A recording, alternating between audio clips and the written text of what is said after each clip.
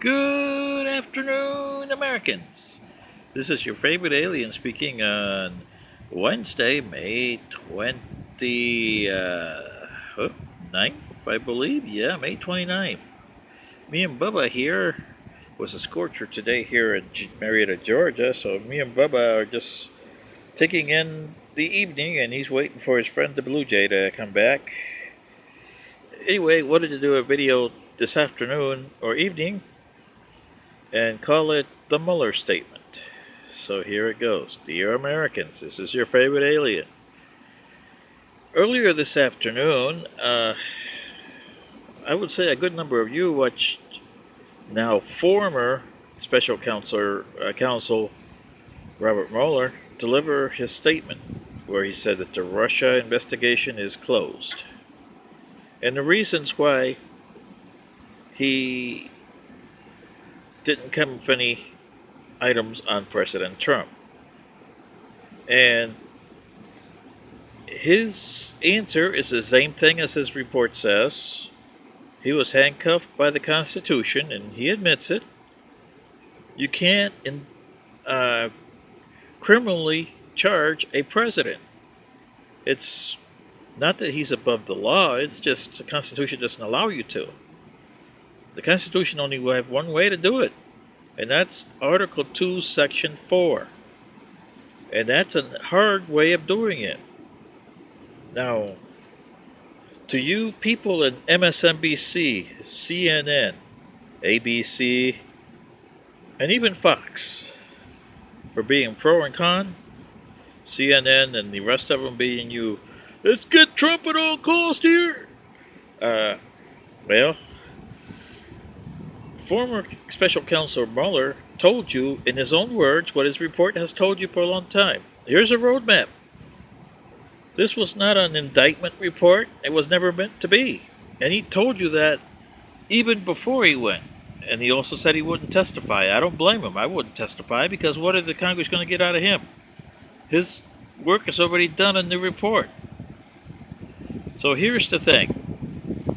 His report, sure, doesn't say that the president didn't commit any crimes. Doesn't exonerate him.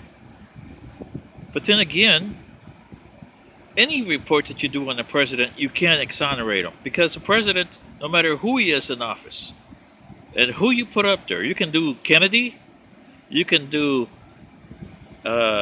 George H.W. Bush, George W. Bush, Franklin Delano Roosevelt. They all had high crimes and misdemeanors. Yes, a president does do that. But you never investigated him like crazy. I'm not pro-Trump here. I'm just pro-Constitution, okay? And the way that Mr. Mueller is telling Congress, and you nutheads from the media, especially CNN, which Van Jones seems to be the only one that's getting it, and Van Jones, being the guy that he is, I gotta commend him. He's getting it.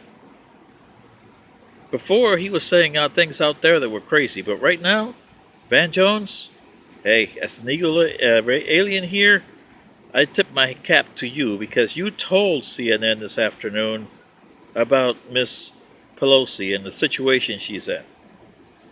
And here's the problem. Mueller's report and Mueller's statement specify, A, there's other things you can get the president on. He didn't mean Congress. And that's what all you assume, that Congress can go. Congress is investigating the hell out of stuff, and they're not going to come up with nothing. Because that's not the way Article 2, Section 4 works in the Constitution. I've told you in numerous videos about Article 2, Section 4, and you guys seem to ignore me. It's both House Speaker Pelosi, Mr. Nadler, and the letter I sent him.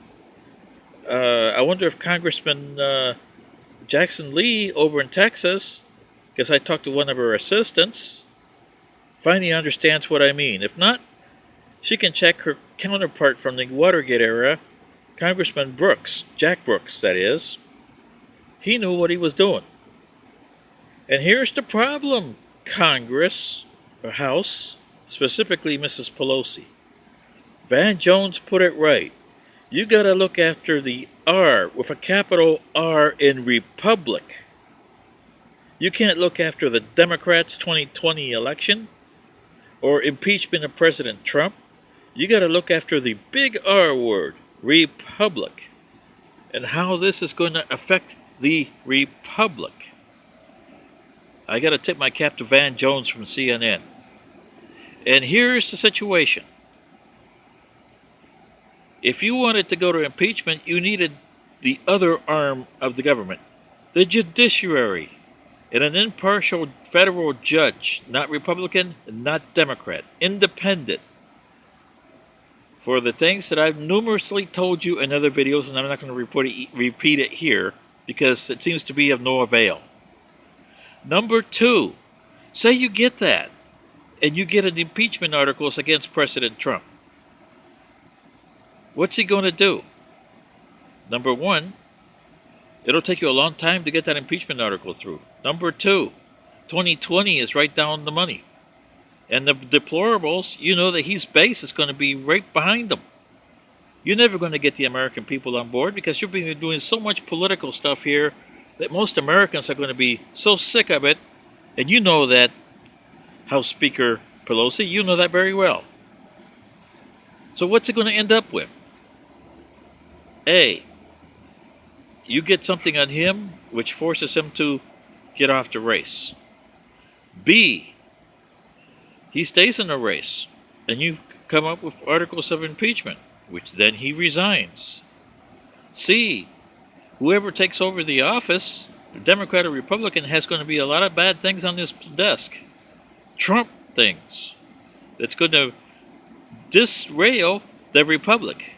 And what you do with the Republic, as President Gerald R. Ford said when he pardoned Richard Nixon. So what do you have to do? Mr. Trump, no matter what happens here, is going to come out smelling like a rose because he's going to get a pardon. There's no way in hell that the next president, whether Republican or Democrat, can steer out of it. And President Trump knows it. Real time. Big time. You guys waited too long. You guys pussyfooted. So you have nobody to blame. So, Congressman Pelosi, this is your favorite alien telling you, you got to look after the capital R in Republic. And do what is best for the Republic, not what's best for the Democrats, what's best for the Republicans. What's best for impeachment, or what's best for your personal career. You got the R word to look after as House Speaker. So earn your keep as House Speaker this time, will ya? This is your favorite alien signing off and saying, you Democrats are to blame for this because you waited too little too late to do this. Now it's too little too late. And President Trump's got you by the cojones. Thanks.